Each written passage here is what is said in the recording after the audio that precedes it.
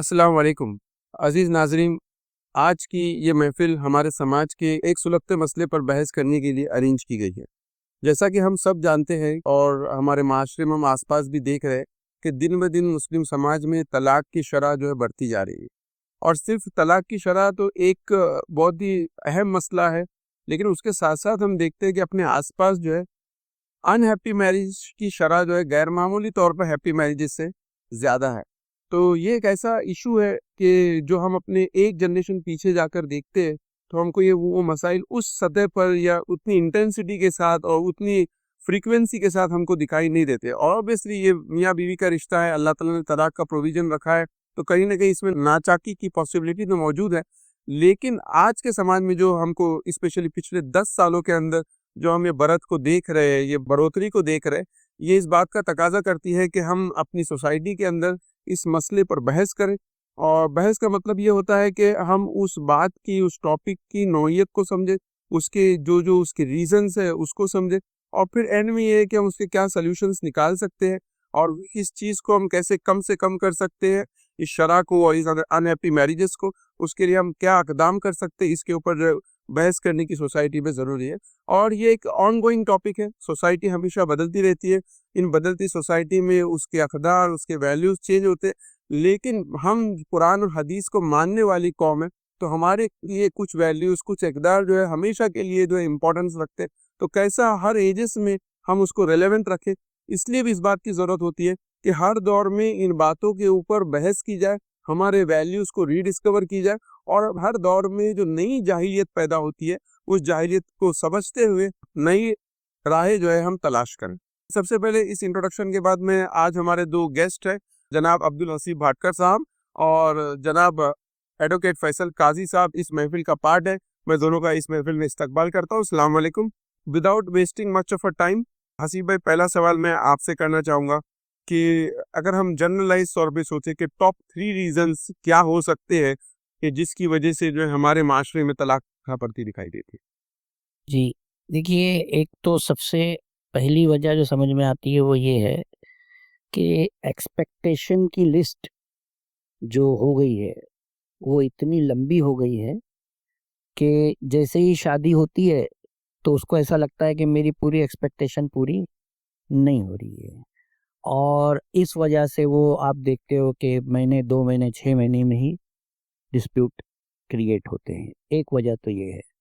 दूसरी वजह ये आती है कि जो मियाँ-बीवी से ज़्यादा जो आपस के रिश्तेदार होते हैं, तो जब शादी की मजलिस में कुछ इज्तिमाई इसमें कॉन्फ्लिक्ट्स हो जाते हैं और वो आगे चलकर भी कुछ बढ़ते हैं, तो वो ज़्यादा ट्रबल क्रिएट करते हैं बनिस्बत मियाँ-बीवी के, और वहाँ ईगोज़ डेवलप हो जाते हैं। इसकी वजह से क्या हो जाता है, ये दूसरा रीज़न समझ में आता है बड़ा।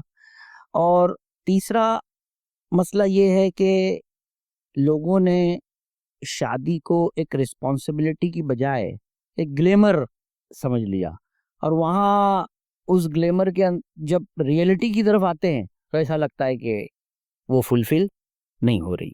तो ये मुझे लगता है कि बड़े रीजंस में से है ये। बहुत-बहुत शुक्रिया। फैसल भाई, इसी बहस को अब आगे बढ़ाते हैं कि आज से कुछ दौर पहले लोगों की एक्सपेक्टेशन कम थी, तो हसीब भाई बता रहे हैं कि शादी को लेकर जो एक्सपेक्टेशन बढ़ गई है, वो उसकी क्या वजह समझ में आती है? जैसे जैसे मादियत का फितना उरूज पर पहुंच रहा है, लोगों की उम्मीदें जो है वो आसमान से बातें करने लगी। तो ये तो बहरहाल अपने आप में एक मसला ज़रूर है। मैं चंद एक और वजूहात की तरफ भी तवज्जो दिलाना चाहूँगा। ये देखने में आया है कि मियाँ बीवी के दरमियान में जब कोई तनाज़ा पैदा होता है, दोनों पार्टीज़ के पेरेंट्स और रिलेटिव्स से ये एक्सपेक्ट किया जाता है कि वो इमीडिएट फायर फाइटिंग मेजर्स इख्तियार करें।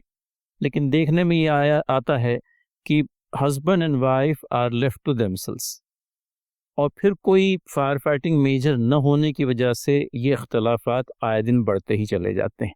एक और चीज़ जो समझ में आती है डॉक्टर साहब, वो ये कि टॉलरेंस लेवल जो है वो बड़ी हद तक कम हो गया है। हम जिसे क़ुव्वत बर्दाश्त कहते हैं, न शोहर अपनी बीवी को बर्दाश्त करने के लिए तैयार है और न बीवी अपने शोहर को बर्दाश्त करने के लिए तैयार है। इन द सेंस, अगर कोई ऐसी बात जो मेरी पसंद पर नहीं पूरी उतरती, उसको मैं एंगेज करने तैयार नहीं हूँ। शादी तो बुनियादी तौर पर बाहमी मफाहमत का नाम है, और जब तक कि ये दोनों चीज़ें एक साथ चलती रहेगी तभी जाकर शादी कामयाब होगी। तो ये भी कुछ और मसाइल हैं जो पैदा हो गए हैं, आप देखिए। हसीब भाई, मैं दोबारा आपके नुक्ते पे आऊँगा। मैं चाहूँगा कि ये जो एक्सपेक्टेशन का पॉइंट आपने रेज़ किया था जी, कि एक्सपेक्टेशंस बहुत बढ़ गई है। स्पेशली मैं ये समझता हूँ कि जो सोशल मीडिया का इसमें रोल है, कि जहाँ पर हम कुछ फ़ोटोग्राफ्स को देखकर ये इमेजिन करते हैं कि दूसरों की लाइफ़ इतनी खुशगवार है। तो आप इसको थोड़ा और बेहतर जी, एक्सपेक्टेशन का जो आपने सवाल किया ना, तो एक्सपेक्टेशन की एक तवील फहरिस्त बन गई है, जो पहले नहीं हुआ करती थी। यानी अब ये देखा जाता है कि वाइट है कि ब्लैक है, ये देखा जाता है कि स्लिम बॉडी है कि बहुत फैटी है। एजुकेशन में दोनों से मैच होता है कि नहीं, उनका बैकग्राउंड कैसा है, हमारे लड़के के लिए वो पूरा फुलफिल आगे के चीज़ों में कर सकेगा कि नहीं कर सकेगा।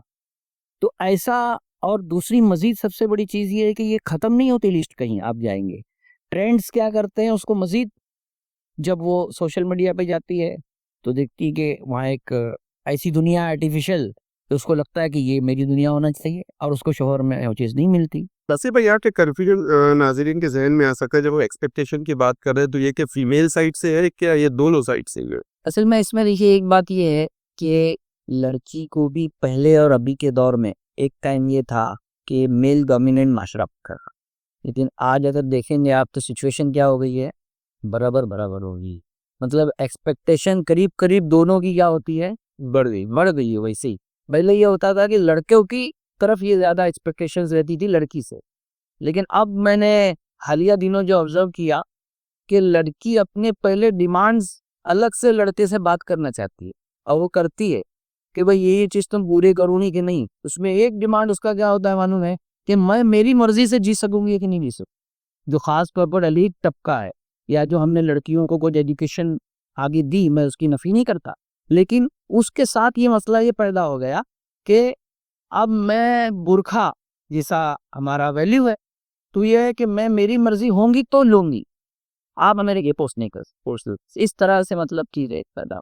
इसमें वैसे भाई ये क्यों नुकता है कि ये जो एक्सपेक्टेशन पैदा हुई, इसका बहुत बड़ा सोर्स ये है कि इंसान जो चीज़ सोशल मीडिया पे देख रहा है, और जैसा हम ये देखते हैं कि पोस्ट मॉडर्न एरा के अंदर वर्चुअल और रियलिटी के बीच का जो इंटरफेस है वो काफ़ी हद तक डाइल्यूट हो गया। तो इंसान ये डिफ्रेंशिएट नहीं कर पा रहा कि जो चीज़ वो वर्चुअल वर्ल्ड में या मोबाइल में देख रहा है वो रियलिटी को रिप्रेजेंट नहीं करता, लेकिन वर्चुअल वर्ल्ड में जो कंटेंट बन रहा है वो कंटेंट वो लोग बना रहे हैं जो उसी तरीके की मिडिल क्लास फैमिली से आ रहे हैं। तो कहीं ना कहीं उनको लगता है कि बीइंग अ मिडिल क्लास या हम लोअर मिडिल क्लास होने के बावजूद भी इस तरह की चीज़ों को एक्सपेक्ट करना कोई बहुत बड़ी चीज़ नहीं है। तो ये जो एक एक्सपेक्टेशन के बाद में कि एक्सपेक्टेशन कहाँ से जनरेट हो रही है, फैसला मैं चाहूँगा कि यहाँ पर एक ट्रेंड्स की बात की गई, तो वो कौन सी चीज़ है जो हमारी सोसाइटी में ट्रेंड्स को आज जनरेट कर रही है, और कौन सी चीज़ है असल तौर पे जिसने हमारी सोसाइटी में, मुस्लिम सोसाइटी में ट्रेंड्स को सेट करना चाहिए?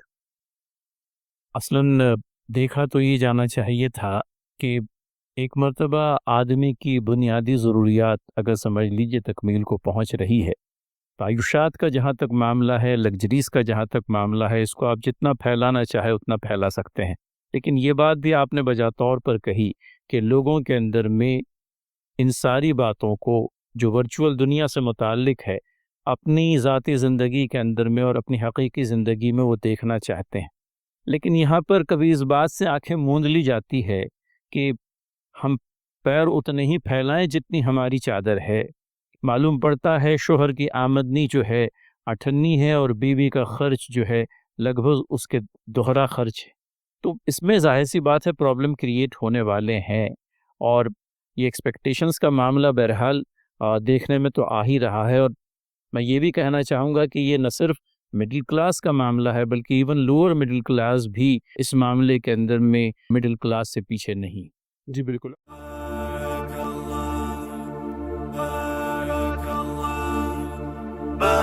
बारकल्लाहु लकुमा व बारका अलैकुमा व जमाअ बैनकुमा फी खैर। बारकल्लाहु लकुमा व बारका अलैकुमा व وجمع بينكما في خير.